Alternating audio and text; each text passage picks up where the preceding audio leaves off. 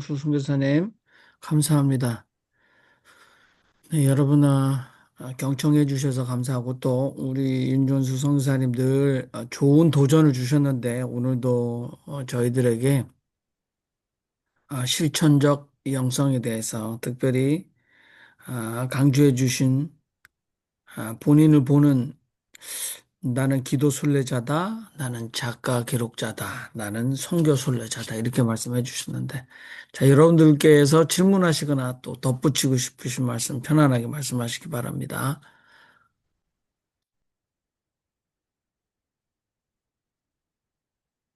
우리 최성수 목사님 말씀. 예, 우선 이상호 목사님 반갑습니다.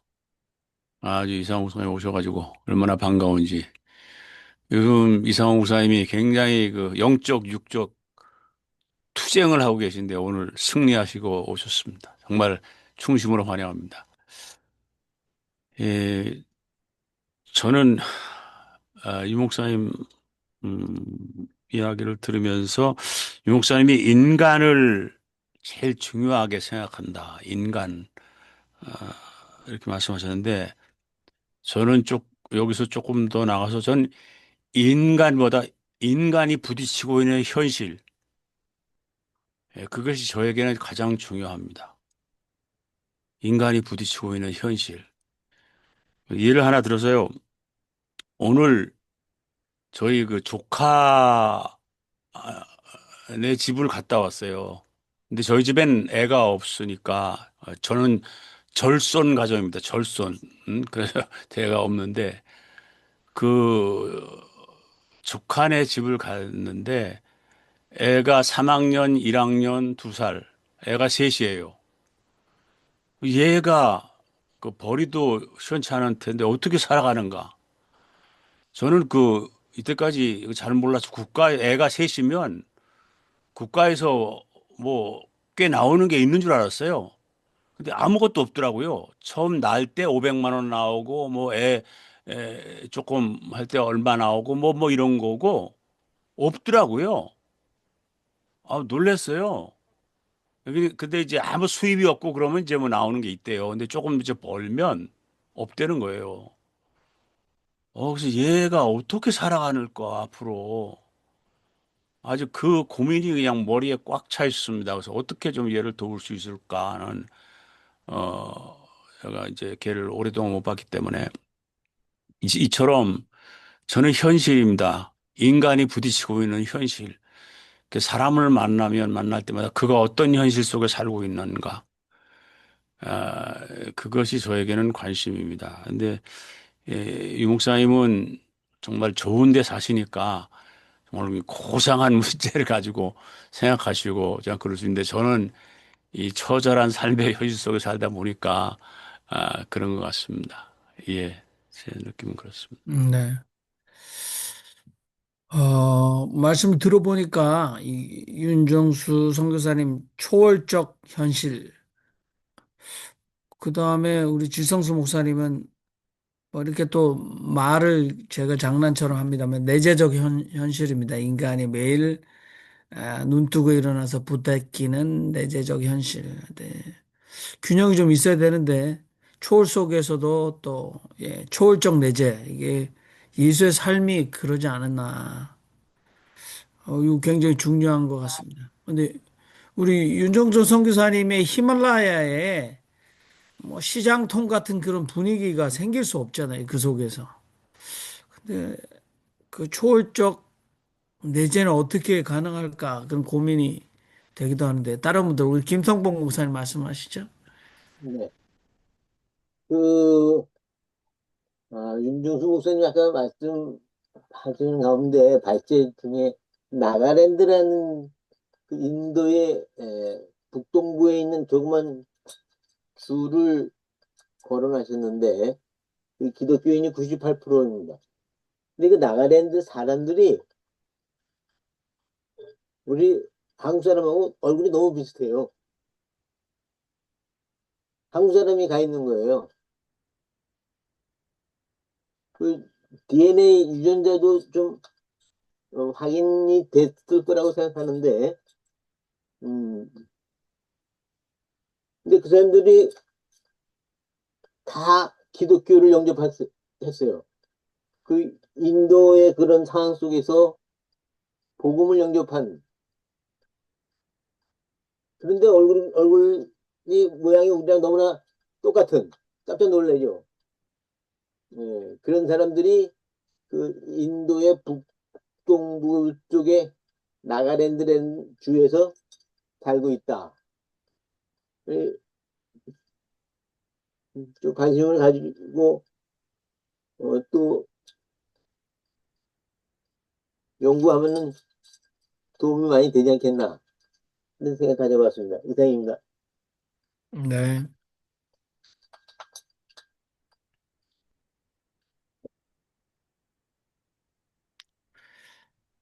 그 윤종수 선교사님께서 스탠리 존스라는 아주 그 노벨 평화상 후보로도 여러 번 올랐다는 이 미국 감리교 선교사의 책 인도의 길을 걷고 있는 예수, 이 책을 깊게 감명받고 또 소개를 해 주셨습니다. 근데 그분은 보니까 인도를 경험하면서 인도의 카스트 제도보다 백인들의 우월 의식이나 아니면 백인 사회에서 이 자신이 가지고 있는 백인이라는 인종, 그다음에 백인이 가지고 있는 경제적인 사회적인 위치, 그것이 카스트 제도보다 훨씬 더 어, 예, 악하다라는 자기 반성이 있었던 것 같아요. 굉장히 중요한 자기 반성인데 윤종수 선교사님께서도 아마 한국의 한신대학, 한신대학원하고 전원 목회를 하시다가 네팔에 선교지를 방문하시다가 결단을 하신 것 같아요. 굉장히 쉽게 할 수 있는 결단은 아닌 거죠. 모든 목회를 다 내려놓고, 예. 그리고 또 에베레스트 등반을 통해서 초월의 경험을 하시는데 보니까 그 저는 우리 헨리키 목사님도 굉장히 그 걷기 명상을 중요하게 생각하시는데 그 인생이 순례다. 그래서 실제적으로 예, 이 여행하는 것 굉장히 중요한 것 같아요. 근데 뭐 미국에서도 그 이 소저너라고 표현하잖아요. 그래서 미국의 북미 대륙에서 흑인 여성 영성가들도 보면 미국 국내에서 본인들이 그 한 곳에 머무르지 않고 계속해서 순례하는 거 굉장히 중요한 것 같은데요. 물론 이제 삶의 현실이 우리가 어디를 떠나게 우리를 놓아주지 않는 삶의 현실이 있는 것 같습니다. 그럼에도 불구하고 그 삶의 현실을 어떻게 순례자적인 삶으로 바꿔나갈 수 있는가 굉장히 중요한 것 같은데. 자, 우리 정숙전 목사님 말씀하시죠. 저는 매주 배우면서 윤 목사님 그 네팔에서 언제나 자랑하시는 네팔의 자연. 그래서 그, 그것이 가장 중요하다고 생각하는 한 줄 알고 사실은 듣기 시작을 하다가 가장 중요한 것이 사람이다 하시는 곳에서 솔직하게 고백하면 쇼크를 받았습니다. 아, 제가 몰랐던 목사님이구나. 목사님의 그 외로움이 모든 인간들을 접하고 싶은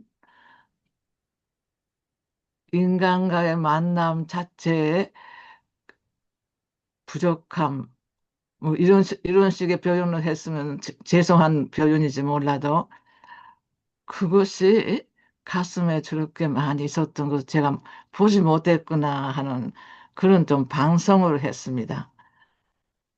목사님이 자연이 좋아서 네팔에 머물렀다고 생각을 했는데 그 네팔에서 얻으신 것이 외로움이었던 거 아닌가.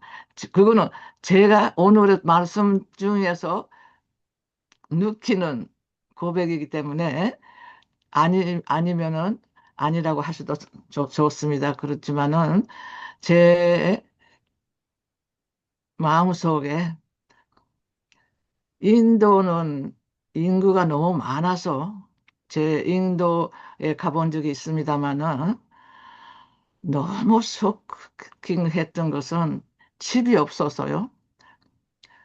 정거장 지금 인도역에 정거장 맞아 광장같이 넓은 데가 있습니다만은 모두 다 천 하나 들고 그 인도역 앞에 광장에서요. 다 누워서 주무시는가 봐요. 그런데 거기에서 아침에 일어나서 그대로 누워 있는 사람이 있으면은요. 그분이 돌아가신 분이라고 하신 것 때문에 제가 굉장히 쇼크를 받은 적이 있습니다. 그런 인도화와 네팔이 목사님의 말씀 속에서 제가 가슴에 이 두 개가 왔다 갔다 했어요. 도대체 우리가 살고 있는 세상은 사실은 웅장한 산을 가진 곳에는 사람이 없고 그 너무나 많은 사람 때문에 거할 곳도 없는 곳에는 사람들이 넘치고 이것이 우리들이 마음대로 할 수가 없는 것인데 하나 하나님의 눈으로 이 세상을 보시고 하나님이 어떻게 생각하실까? 저는 모든 것을 하나님의 눈으로 보고 싶은 사람인데요. 네, 그런 아픔 오늘도 목사님이 가장 중요한 게 사람이다 하셨던 그 한마디 때문에 제가 아팠고 몇십 년 전입니다. 인도 갔을 때 몇십 년, 50년 가까이 전에 인도에 가서 그 현장을 보고 아팠던 가슴이 지금 다시 되살아나서 솔직히 고백합니다. 가슴이 아픕니다. 네, 감사합니다.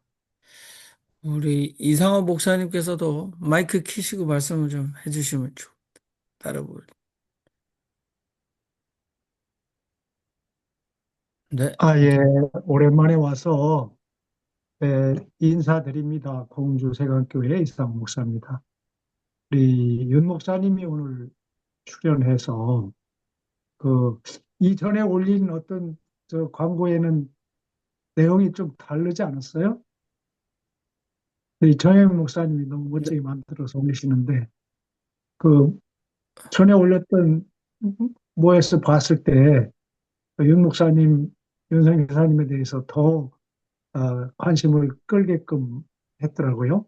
그래서 어쨌든 오늘 제가 윤상 기사님 만나려면 네팔을 가야 되는데 여기 줌에 클릭 한번 하니까 만나게 됐네요. 아, 오늘 감명 깊은 얘기 들었고요. 저는 긴 얘기는 할 줄을 모릅니다.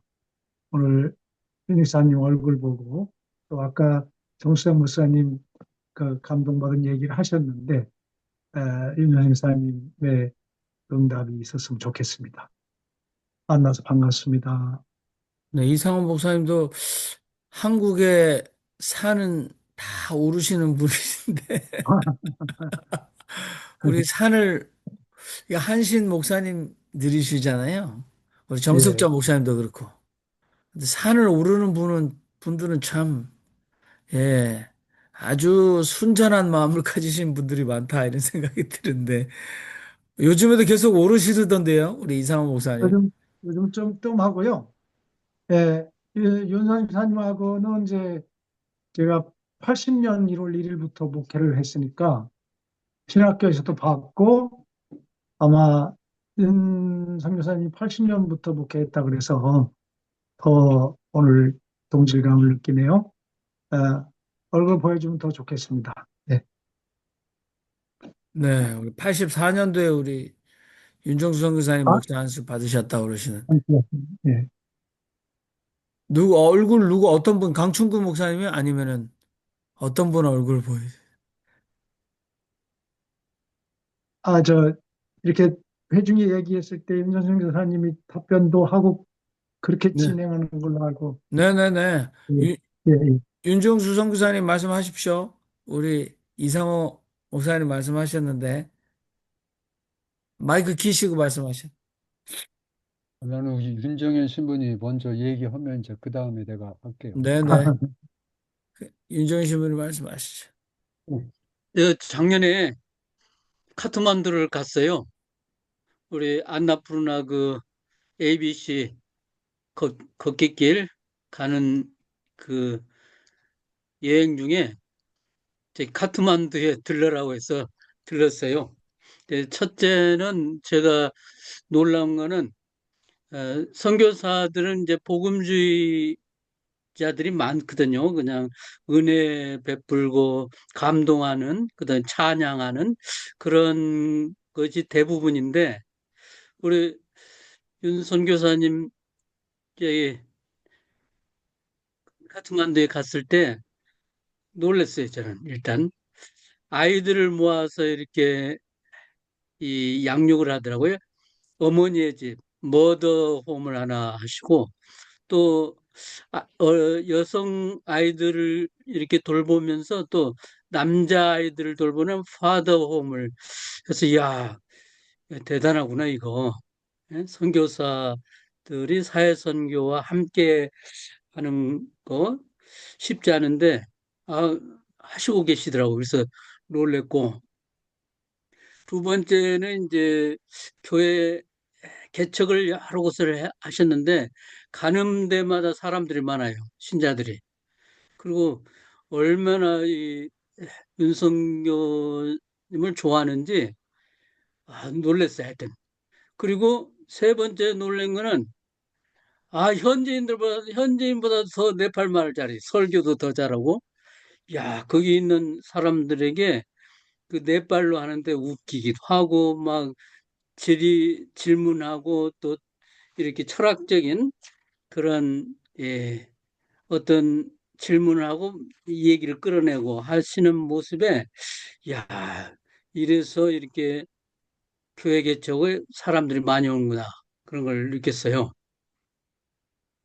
그리고 하나 질문하고 싶어요. 하여튼 그런 걸 하면서 느꼈는데 제가 한번 네팔에 가서 한 10일 정도 저기 안나푸르나 둘레길 10일 정도 한번 같이 여행을 한번 하고 싶다는 생각을 하고 있는데 언제 될지는 모르겠어요. 두 번째는 그렇게 그 시집도 많이 내고 성경을 시로 전부 쓰고 14권으로 쓰고 그다음에 또 페이스북에 계속 신앙 글을 계속 쓰시는데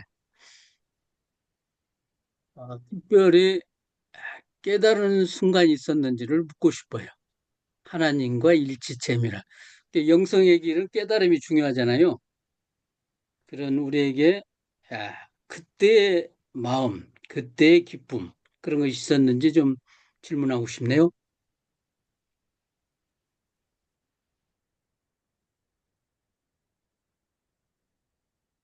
오늘 이렇게 제가 제 나를 찾아가기 지금까지 72년 내가 살아왔는데 이렇게 이런 발표 시간이 있는 것이 굉장히 좋은 것 같아요. 내 정체성 앞으로 또 나아갈 방향. 나이가 들으니까 자꾸 그 소극적이 되고 뒤로 물러가려고 그러고 이제 뭐 은퇴하려고 그만하지 뭐 적당히 하지. 이렇게 그런 생각이 들어서 야, 이게 참 어떻게 해야 될란가. 그냥 적당히 그만해야 될 것도 같은데 또 그대로 마치기는 싫고 여하튼 뭐 사는 날 동안 주어진 일, 책을 읽고 글을 쓰고 또 필요한 일, 하나님이 맡기신 일 이제 열심히 하자 이제 그렇게 생각하고 나아가고 있습니다. 이 나를 찾아가기 이렇게 같이 얘기하면서 이렇게 얘기를 하니까 아주 참 좋고 우리 그 둘째로 이게 제가 아주 좋은 데에서 사시는 걸 생각하는데 카트만두는 분지고 고물차들이 돌아다니고 그래서 여기가 공기질이 델리하고 똑같아요. 델리. 세계 최악이야, 최악. 공기 지수가 빨강색으로 200, 300 그렇게 나와요. 200, 300. 150 넘어가면 빨강색 나오는데 200, 300. 그래서 이 천식 환자, 폐가 좋지 않은 사람들이 살기 어렵고. 그 네팔 사람들이 정말 가난해요. 집 가는 사람도 없고. 한국은 얼마나 잘 사는지 몰라요. 네팔은 일거리도 없고.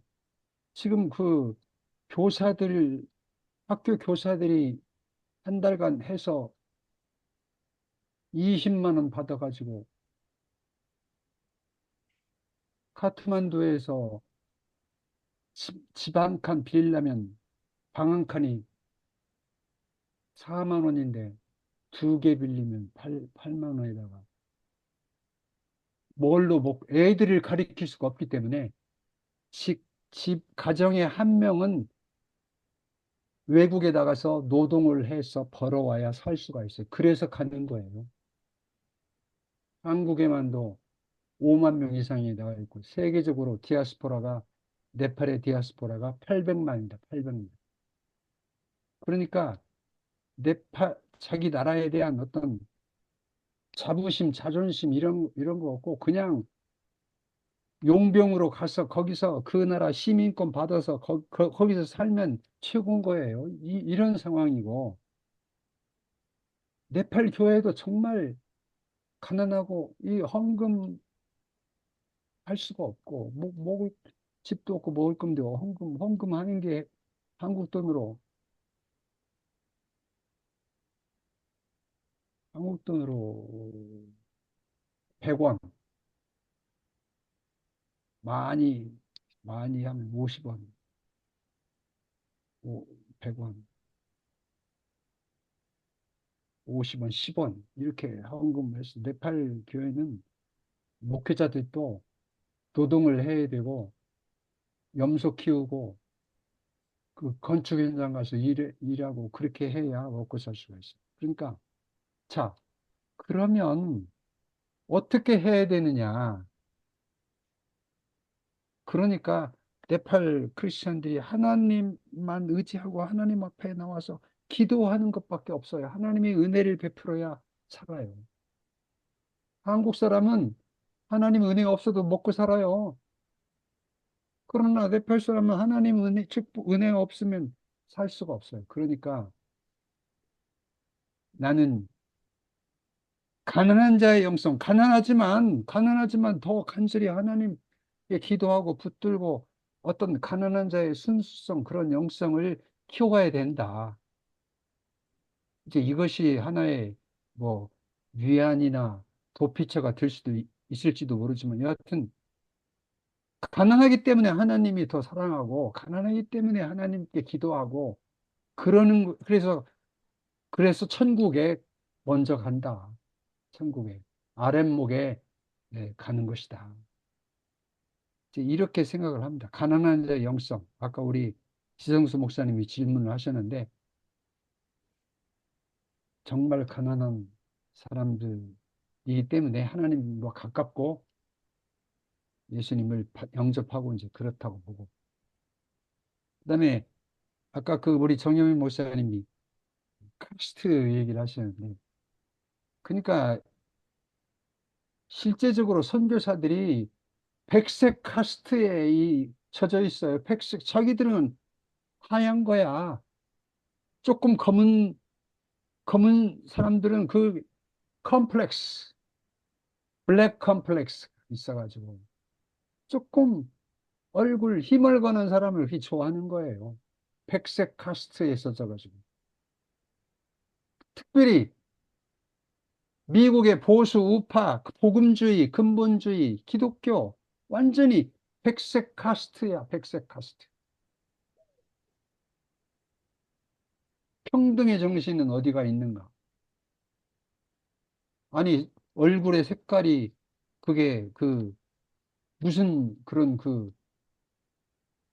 인권하고 무슨 관계가 있어? 그러니까 진정으로 지금 요즘은요, 카스트 옛날 이제 카스트 불가촉 천민들 뭐 브라만들 뭐 무사계급 크샤트리아 있고 평민들이 있지만 요즘은요 돈이 최고야. 돈 카스트, 돈 카스트, 돈이 최고야. 그래서 돈을 벌어서 외국에 가서라도 돈 벌어가지고 네팔에 땅 한 채 사서 저기 렌트 주면 먹고는 사니까 카스트가 돈 카스트가 새로 생겼어요.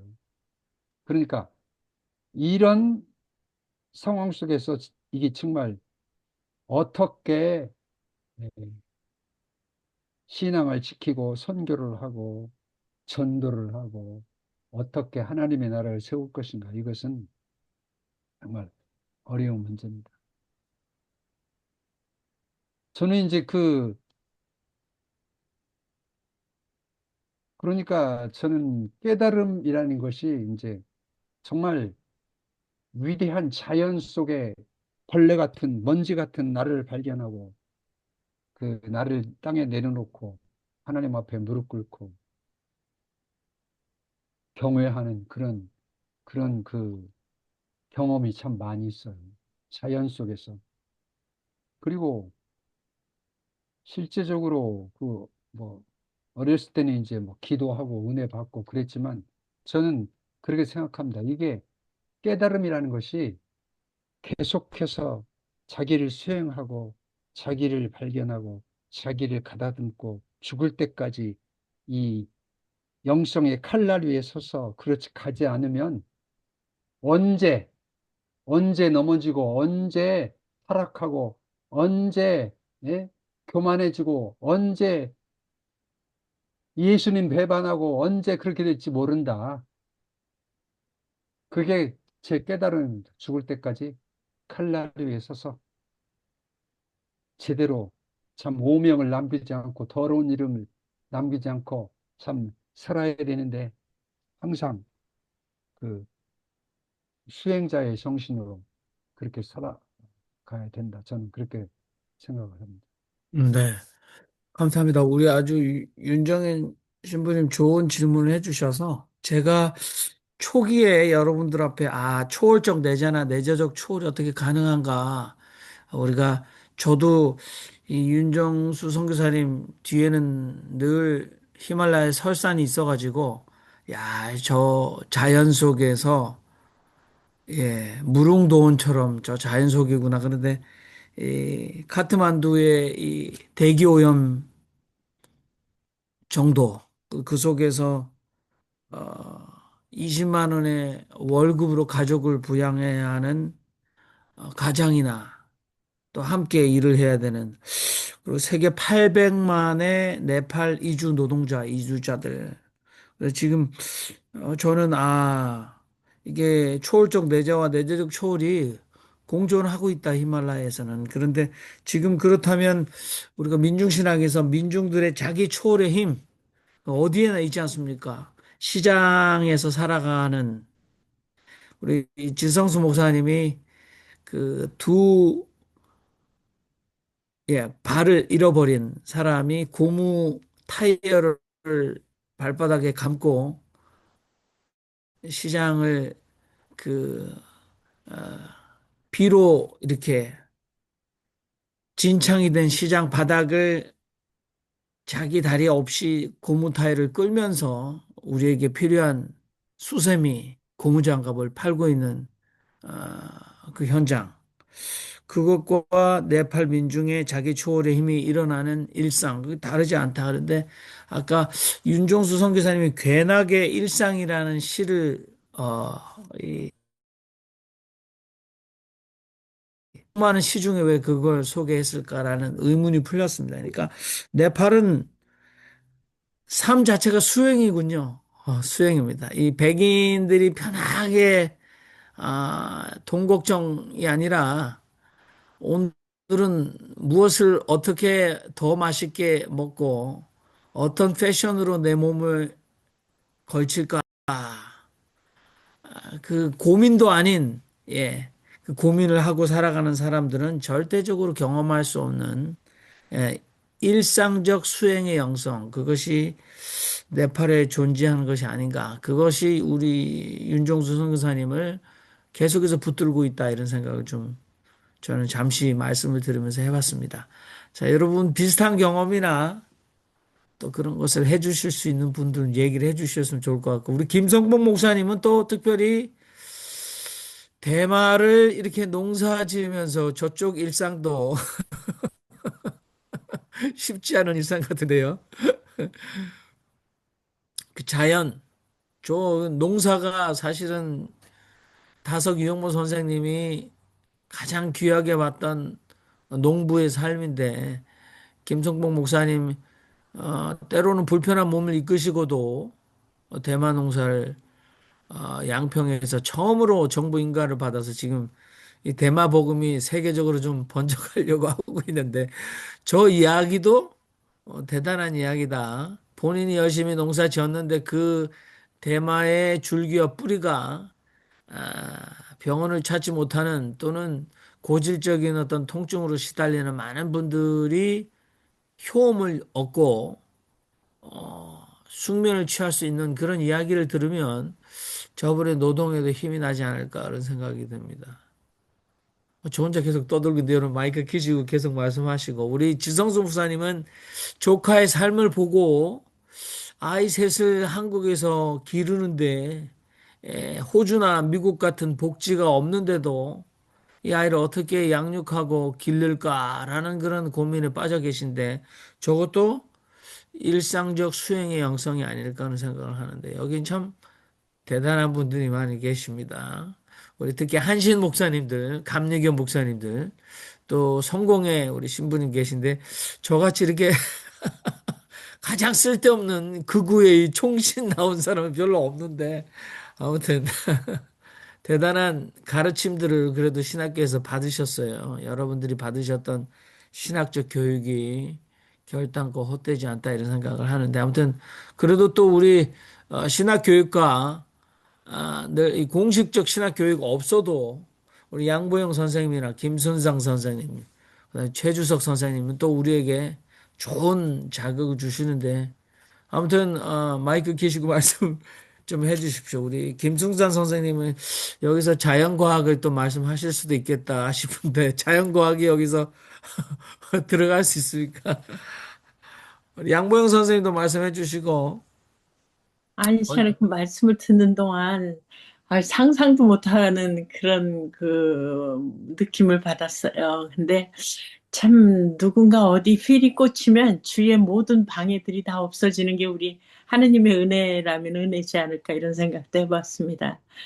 그 설산이나 이런 근사한 거에서 전혀 상상도 못했던 그 가난과 그 공기나 이런 걸 들어보니까 마치 우리 한국의 전쟁 시 60년대 그게 떠오르는 거예요. 근데 이제 우리는 미국에서 인종에 관한 그런 많은 걸 겪으면서도 일만 하면 먹고 사니까 아이들 넷을 데리면서 해서 그냥 밤낮으로 일을 한 걸로 어느 날 보니까 아이들이 다 크고 할 일이 없어지다 보니까 공부 좀 해보니까 세상이 달리 보이더라고요. 근데 이제 그래도 그 어려운 과정에서도 이렇게 살아남아서 여러 훌륭하신 분들 인생을 들어보면 나는 이거 세 발의 피구라는 생각이 가끔 드는 생각이 들어요. 근데 참 자연과학이라는 게 우리가 알고 있다는 것 자체도 전부 100% 모른다고 생각이 들어요. 아는 게 아니라 안다고 착각하는 거죠. 우리가 어떻게 생각하면, 우주로 생각하면 그 작은 이 별에 80만 인구가 살면서 이렇게 다양한 삶을 지내고 있다는 게 정말 어떻게 기적과도 같기도 하고, 이런 걸 보시나 하느님은 어떤 생각을 하실까 하는, 가끔 상대 역할적인 생각을 하면서 여러 가지 위로도 해봅니다만은, 참 카트만두의 그 생활이 제가 생각했던 상상을 훨씬 초월하는 걸 듣고 보니까 참 대단한 감회가. 옛날에 제가 미국에 처음 왔을 때 할렘가를 보고, 아, 미국이 어떻게 이런 곳이, 예? 상존하는가 참 신기했어요. 차를 타고 갈 수가 없었어요. 그 마약 환자들이 길거리에 그냥 반은 쓰러져 있고 반은 움츠리고 있고, 그 폐허 같은 건물에서 그 어떻게 미국이 세계 제일 잘 사는데 이 모양인가? 근데 어느 도시를 가도 마찬가지, LA 가도 그렇고, 그 꼭 그런 어두운 구석진 부분이 있더라고요. 그래서 이게 인간이 참 아무리 잘나고 똑똑해도 그런 거를 배려 못하고 그냥 각자 자기 삶에 빠져서 했다는 것 자체가, 지금은 또 카트만두 거기 그 생활을 보면서 지구의 이런 여러 곳에 그 설명할 수 없는 곳이 있는 걸 보고, 우리가 과연 이런 거를 이 좋은 세상에 그냥 이렇게 전 세계 우리 모여서 다 이런 대화를 할 수 있는 이런 좋은 세상에 그런 것들을 어떻게 쉐어할 수 있는 방법이 없을까, 앞으로 고민을 좀 해보겠습니다. 네, 고맙습니다. 좋습니다. 지금 우리 김수선 선생님 말씀하셨는데 이 할렘의 르네상스도 있었지만 그게 지속되지는 않고 자식들은 할렘을 탈출해야 되죠. 우리 정숙자 목사님의 은사님이신 레티 러셀은 여성의 몸으로 이 이스트 할렘에서 18년 동안 히스패닉과 블랙들과 함께 목회를 하셨습니다. 근데 그 목회가 사실은 그 식탁 목회였죠. 라운드 테이블. 부엌에서 그래도 앉아라. 너도 이거 먹어라. 그 라운드 테이블. 거기가 진짜 공동체고 교회였다라는 고백이었는데, 미국의 이 풍요 속에 지금 말씀하셨던 이 유색인종 흑인들은 세상에서 가장 부강한 나라에 살고 있는 제3세계 인종들, Third Worlder in the First World 이렇게 표현하기도 했거든요. 그러니까 북미 흑인의 이 경험. 그리고 지금 아까 김순상 선생님 LA도 말씀하셨습니다만은 LA 시청 옆에 저도 가봤는데 텐트촌이 있어요. 전부 다 노숙자가 된 사람들이 이 캘리포니아 법에는 그 텐트를 친 사람을 불법이다 해서 그 텐트를 이렇게 부시거나 철거하지 못합니다. 법이 그렇게 돼 있어요. 그래서 그 시청 주변으로 이 노숙자들, 이 홈레스들의 텐트들이 있습니다. 아까 우리 정숙자 목사님 인도의 이 큰 광장에 모여 사는 사람들과 똑같은 현실이 아직도 미국에서도 일어나고 있는데 그 리브스라는 여러분들 영화 배우 이 메이트릭스의 주연 배우고 액션 배우인데 이 사람은 헐리우드가 캘리포니아에 있지 않습니까? 대단한 출연료로 어마어마한 억만장자임에도 불구하고 거기에 가서 같이 하루 이틀이 아니라 오랫동안 살았어요. 이 LA의 그 노숙자 홈레스 텐트촌에서. 그래서 그분은 엄청나게 지금도 자신을 과시하지 않고 또 기부를 하고 살아가고 있습니다. 김수산 선생님 말씀대로 한 번도 우리 신신사에서 윤종수 선교사님이 네팔 선교 후원하라는 말씀 안 하셨는데 우리 뉴욕 뉴저지 신신사 우리 양보영 선생님 여기 계시고 헨리키 목사님 여기 계신데 그래도 우리가 나눌 수 있겠다. 그래서 조금 여기서 아무 생각 없이 미국에서 경제적으로 성공해서 사는 사람들 돈 걱정 없는 한인들 좀 돈을 좀 많이 좀 뜯어내야 되겠다는 생각이 듭니다. 그 속죄해서 좀 많이 뜯어가지고 죽기 전에 좀 속죄하라. 이런 일 좀 우리 흥사단도 있는데 우리 최주석 흥사단 총무님도 아마 작정하시면 뜯어낼 사람 많이 알고 계실 것 같아요. 저도 한마디 하겠습니다. 네네네네.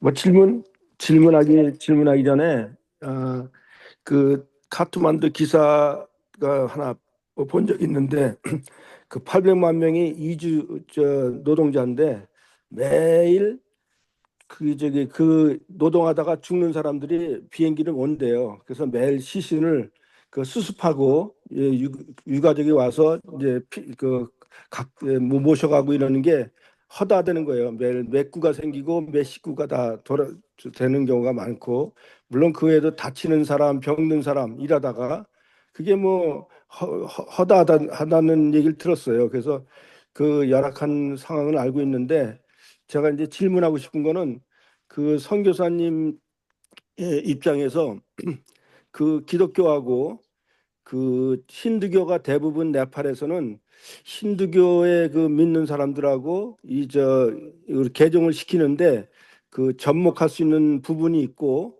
아니면은 힌두교에서 극복할 수 없는 부분이 있는데, 이런 걸 어떻게 조화해서 그 선교 활동을 하고 있는지 간단히 말씀 부탁드리겠습니다. 예.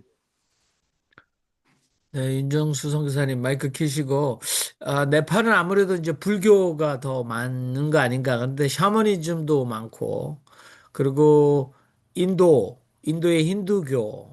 예, 그런데 이제 뭐, 그, 스탠리 존스는 힌두교를 힌두교 되게 만드는 건 그리스도다. 이렇게 표현하신 것 같은데요. 아무튼, 윤 선교사님 선교 현장에서 그분들은 아까도 말씀하셨어요. 한국인들은 하나님의 은혜 없이도 잘 먹고 잘 살 수 있는데 네팔 그리스도인들은 하나님의 은혜 없이는 먹고 살 수가 없다. 이렇게 표현하셨는데 좀 말씀 좀 마이크 켜시게 해주시기 바랍니다. 윤성 교사님. 그러니까 네팔은 이제 힌두교가 80%, 불교, 그러니까 라마불교 12%, 이슬람이 4%, 기독교는 1%에서 2.3%로 올라가고 지금은 3%로 잡고 있어요. 그러니까 소수죠. 힌두교도들에게 어떻게 선교를 할 수 있겠는가? 힌두교는 이제 다신론이고 범신론이고 또 다 신으로 인정하기 때문에 이제 예수도 인정한다. 그러나 이제 그 예수만 구원자다. 이제 이걸 받아들이기는 어렵죠. 그래서 이제 보수적이고 소위 복음주의자들은 이제 그걸 버리고 예수를 믿어야 구원을 받는다. 이렇게 얘기를 하고 이제 같이 그 진리를 서로 인정을 하고 서로 대화하고 그러면서 이제 협력할 것은 협력하고 그러면서 서로 그 자기 얘기를 그 하면서 이제 선교를 한다. 이런 음, 선교 그 신학을 가진 사람도 있고 이제 그러니까 소위 복음주의 보수주의자들이 80%예요. 80%. 이게 다원적이고 협력적이고 연대해야 된다. 이런 사람들 한국교도 마찬가지고 한국교도 이제 정말 하나님의 나라를 평화를 위해서 같이 할 수 있다. 이렇게 얘기하는 사람 한 20%될 겁니다. 세계적으로 막 그렇게 될 거고. 이제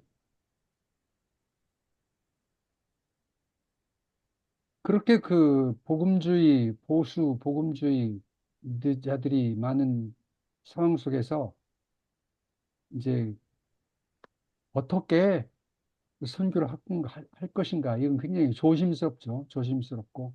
여하튼 할 수 있는 한에서 저는 이제 같이 해야 된다. 이렇게 생각하는데 제가 요즘 바가밧 기타 이런 이제 저는 힌두교에 관심이 있어서 이제 힌두권 선교에 관심 있고 산스크리트어를 통해서 이제 서로 대화하고 이런 쪽에 관심이 있는데 이게 힌두교에서 얘기하는 브라만하고 기독교 하나님이 어떻게 다른가? 그러니까 오늘 제가 이제 그런 그 기도 브라만이라는 그런 기도를 썼는데 어떻게 서로 그 다르고 어떻게 믿을 것인가? 이건 굉장히 그 어려운 문제지만 저는 기독교의 하나님은 좀 더 역사성이 강하다. 역사 속에서 그것도 이제 제대로 된 기독교지만 역사 속에서 예수님께서 역사 속에서 오셨고 이 역사 속에서 하나님의 나라를 이루어 가신다. 그래, 기독교 하나님이 좀 역사성이 더 많지 않은가. 그런 쪽에서 대화를 하고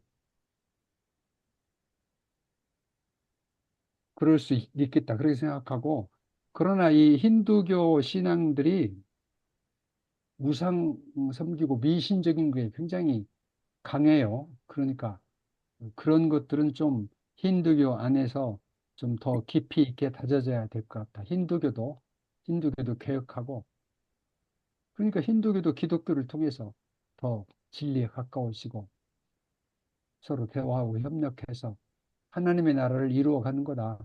저는 그렇게 선교를 하고 있습니다. 네.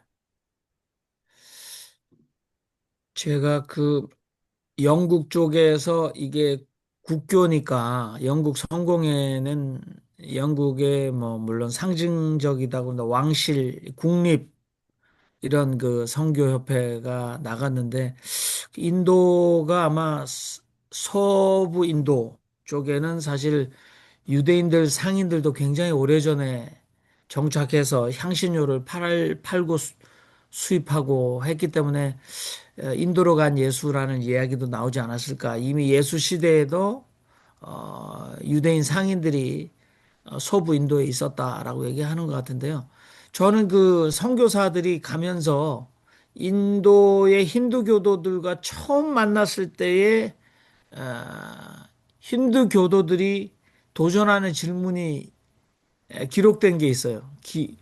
이제 그게 아마 흔한 것 같아요. 그래서 그것이 자기 반성으로 기록됐는데 인도 힌두교도들이 서양 선교사들 향해서 어떻게 육식을 하는 인간들이 신을 신을 얘기하는가 이렇게 얘기를 한다는 거잖아요.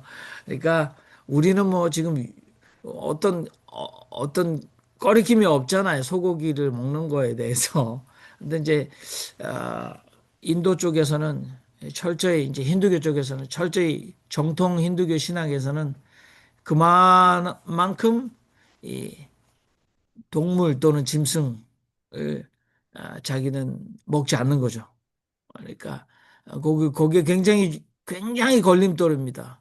근데 서양인들 향해 서양 선교사들이나 서양 기독교들 향해서 신의 자비와 사랑을 얘기하는 자들이 어떻게 육식을 하는가 이렇게 도전한다는 거잖아요. 굉장히 큰 도전 아니겠습니까? 그 부분에 대해서. 그러면 뭐 우리가 이게 문화다라고 얘기하고 또 우리가 단백질 섭취 이렇게 얘기합니다마는 사실 근원적으로 보면 그 전 세계 생태학적 황폐화의 가장 큰 원인은 공장 뭐 그다음에 자동차 대기 오염 이게 아니라는 거지 않습니까? 그게 가장 불가역적으로 이제는 지구의 생존 생태계가 파괴되는 첫 번째 가장 가공할 만한 위협은 애니멀 파밍 뭡니까? 예, 나무를 다 베어내고 목초지를 만들어내서 이 서양의 육식하는 인간들을 위해서 동물들을 예 이렇게 그게 애니멀 파밍이라고 하는데 그게 가장 가공할 만한 지구 파괴의 큰 힘이라고 하는데 그 이야기를 연결한다면 순수한 힌두교의 입장에서 보면 지구를 가장 파괴하는 서양 문명 기독교 그 사람들이 쉽게 받아들일 수는 없을 것 같다는 건 자기 반성이 될 거다라고 생각이 드는데 윤성 교사님 말씀하셔도 그러니까 좋고 다른 그 분들의 말씀. 네. 자인아교는 이게 그 걸어가면서 혹시 개미라도 밟을까 봐서 그 빗자루로 쓸면서 이렇게 그렇게 가요. 그렇게 생명을 살아가는데 우리는 그렇게 못 하잖아요. 그러니까 제가 볼 때 이게 서로 인정하면서 서로 대화하면서 서로 신을 같이 찾아 가야 되지 않을까. 자기의 정체성을 살리면서 같이 연대하고 협력해서 같이 하나님의 나라를 이루어 가야 되지 않을까. 그러니까 기독교와 힌두교가 우월과 무슨 뭐 구원 이런 게 아니라 자기 땅에서 자기 문화 속에서 어떻게 하나님의 뜻, 신의 뜻을 이루어 갈 것인가. 그렇게 저는 가야 그렇게 가야 제대로 가는 건데 그렇게 못 가고 있으니까. 지금 여기 우리 변대레사 선생님도 계시지만 변대레사 선생님의 이 프랑스인 남편 되시는 분은 고등학교 선생님이셨죠? 그런데 그분은 원래 한국으로 나온 이 프랑스 캐톨릭의 사제였습니다. 근데 이분이 한국에 와서 선교를 하시다가 여러분도 잘 아시는 한국의 정말 한국인보다 더 한국적인 두봉 주교님. 이분은 뭐 한자도 쓰시고 두봉 주교님 다큐멘터리 봤는데 대단한 그 사투리도 쓰시고 한국인이지 않습니까? 근데 그분 앞에 가서 한국인들한테 내가 예수 믿으라고 선교할 필요를 못 느끼고 내가 사제의 옷을 벗겠다라고 말씀하셨는데 그 근거가 여기 있는 것 같아요. 이건 저도 늘 말씀드렸습니다만은 한국인들은 원래 그 힌두교도나 자이니교도보다 훨씬 더 여러분들 그만큼 생명 존중 사상을 가지고 있었는데 우리 조상들은 작은 벌레의 생명조차도 가볍게 여기지 않아서 뜨거운 개순물을 마당에 버릴 때 워이 워이 하고 외쳤다. 그다음에 이제 봄길에 봄에 먼 길을 떠날 때그 이 보찜을 쥐고 집신을 신고 걸었던 조상들은 두 가지 집신을 가지고 있었다고 합니다. 여러분 들으셨죠? 저한테 그 십합해라고 해서 얼기설기 아 이제 촘촘하게 짠 집시는 그냥 평상시에 신었지만 오합해 그래서 얼기설기를 엉성하게 짠 집시는 그걸 신고 먼 길을 갈 때 혹시나 벌레가 알을 까고 나오는 봄철에 벌레들이 깔려 죽지 않을까 걱정해서 듬성듬성 촘촘하게 짜지 않고 엉성한 오합회를 신고 산길을 걸었다. 그래서 벌레들의 수명이 그만큼 늘어났다. 콩을 심을 때는 세 알씩 심었다. 한 알은 땅속에 있는 벌레 몫으로 또 한 알은 짐승 새들에게 주었다. 그리고 나머지 하나는 사람의 몫으로 생각했다. 그리고 과일을 딸 때도 감나무 꼭대기에 까치밥을 남겨놓아서 겨울에 까치들이 먹을 수 있도록 남겨놓았다. 그 다음에 우리 고수레라고 들녘에 음식을 둘 때도 아무튼 이런 것들이 한국이 생명 존중 사상이었는데 우리 문화의 조상들에게는 있었다. 근데 이런 심성을 가진 사람들에게 기독교 사랑을 얘기하면서 어마어마한 이 자신의 피부색의 특권을 계속 누리고 있고 또 예, 예, 육식을 아주 즐기고 음식을 만들고 5분의 1은 미국에서 요리되는 음식의 5분의 1은 다 그대로 버려지거든요. 이거는 굉장히 자기 모순인데 그런 선교사들이 가져온 종교에 대해서 금방 회심하고 니네는 우상 숭배니까 일로 와라 라고 말하는 게 되겠는가? 뭐 이런 반성이 될 수 있는 거죠. 오늘 아무튼 제가 말이 많아서 죄송합니다만 여러분들 얼마든지 이제 마무리인데요. 히말라야 순례의 삶을 살고 계신 윤종수 선교사님의 나를 찾아서 특집이었습니다. 자, 여러분, 아,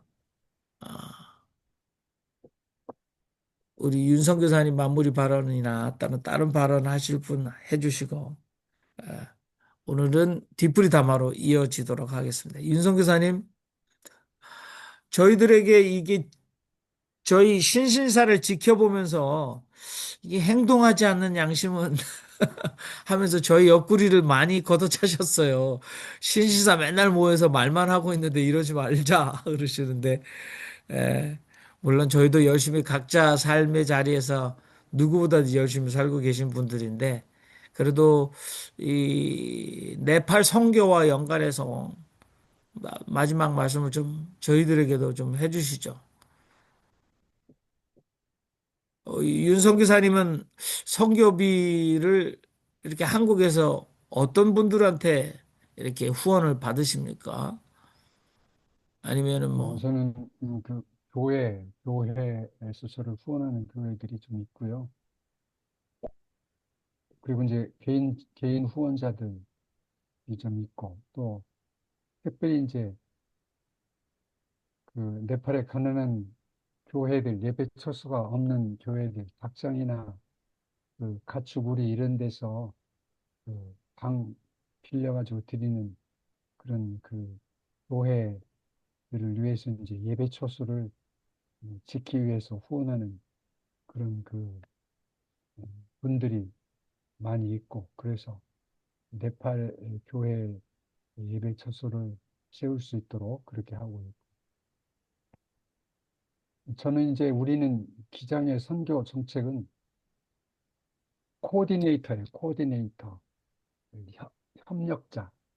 우리가 나서서 하는 게 아니고 네팔인들이 할 수 있도록 이렇게 서포트하고 협력하고, 그래서 저는 이제 네팔 NCC, 네팔 기독교 교회 협의회하고 같이 이제 그 일을 하도록 그렇게 파송을 받았어요. 근데 네팔 NCC가 없어. 제대로 안 되고. 이제 네팔 NCS, 네팔 기독교 연합회하고 이제 같이 협력해서 그 일을 하고 있는데, 이렇게 네팔 연합회, 교회 연합회하고 같이 하려고 하는 사람들이 선교사 200명 중에 없어요. 유일하게 저만 네팔 교회, 네팔 기독교 같이 하고 이렇게 같이 성찬식도 하고, 제가 계속 주장하는 거예요. 이렇게 네팔 교회와 같이 해야지.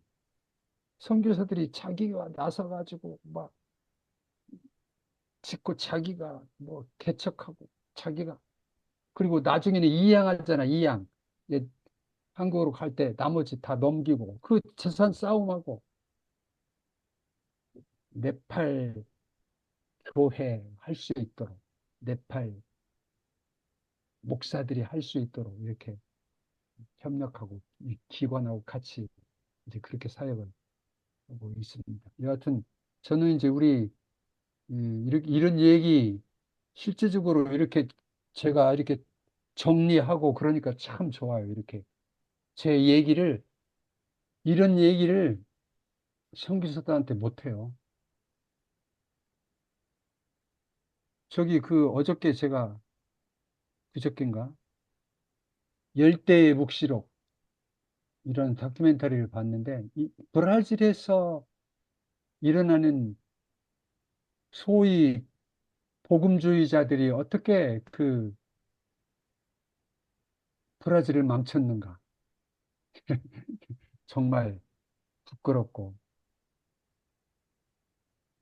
복음주의자라고 하는 사람들이 그렇게 하고 있고, 이게 네팔 선교사 협회 제1조가 뭐냐면 복음주의 복음주의적 선교를 한다는 거예요.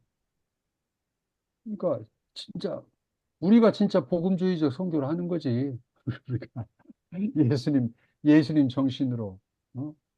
가난한 자들과 낮은 자들과 함께 하는 게 진짜 그게 복음주의자지. 무슨 자기들이 킹메이커하고 정치를 좌우해서 자기들이 그렇게 하는 건 아니지만 여하튼 이렇게 정말 같이 이, 이 땅에 세우는 거니까 이 땅에 한국교회 세우는 게 아닌데 한국 선교사들이 와서 감리교 세우고 이 성결교 세워야 성결교회가 교단이 있어. 침례교 교단이 있고 음. 감리교 네팔 연회가 있다니까. 웃기는 거야 이게. 아니 네팔 교회가 해야지 왜 한국 감리교 네팔 연회가 있냐고. 이게 네팔 원래 교회가 이렇게 모임이 하나 있는데 한국 선교사들이 와서 감리교단, 성결교단, 대신교단 그렇게 교단을 만들어서 한다니까. 이게 지금 옛날 미국 서구 제국주의 선교 그대로 하고 있어요. 그것만 보고 했기 때문에 다른 건 못해. 그렇죠. 예.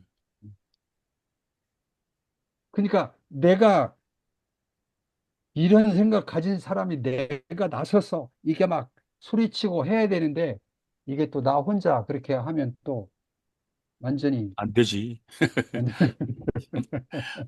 그러니까 그, 참 저기, 지금 복음주의 얘기 나왔으니까요. 이거 좀 딴 얘기인데 간단하게 말씀드릴게요. 복음주의는 뭐냐면 빨리 많이 구원하는 거예요.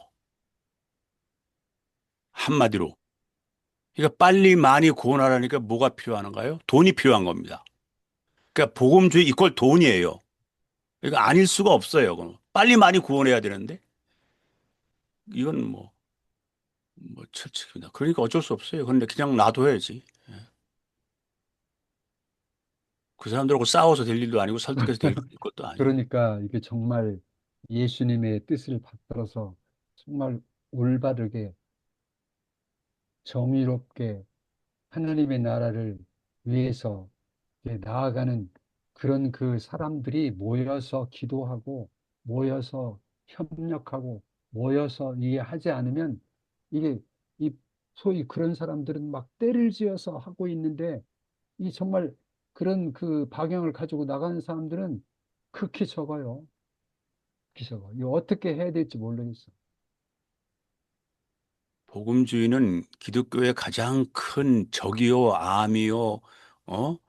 기독교를 멸망케 하는 겁니다. 어쩔 수가 없어요. 그러니까요. 그래서 망하는 수밖에 없어요. 그러니까. 그 한국 교회는 망해야만 되는 거죠. 그래야만 예수가 사는 거죠. 저는 그렇게 생각합니다. 그리고 선교사들의 문제가 뭐냐면 뭐 윤교선의 같은 예외지만 한국 그 선교사들이 해외에 끼치는 영향 막대합니다. 하여튼 선교사하면 징글징글한 사람들이 너무나 많습니다. 그러니까 특히 이제 그 너무 많아서 하여튼 뭐 그렇습니다. 그래서 윤선교사님 같은 경우는 좀 뭐 예외적인 케이스니까 여기서 얘기를 하는 거죠. 예. 우리 시정수 목사님은 실상을 잘 아시는 모양이시네. 네. 또 우리가 기회가 있으면 집중적으로 우리가 이게 전도, 선교, 포교 이 문제와 삶 어떻게 연관된가? 또 서양 선교사들의 선교 전략은 제3세계에서 어떻게 자국민의 민족 의식을 원하지 않았는데 또는 네, 예, 나왔는가? 우리가 얘기가 좀 더 차분하게 돼야지 될 것 같습니다.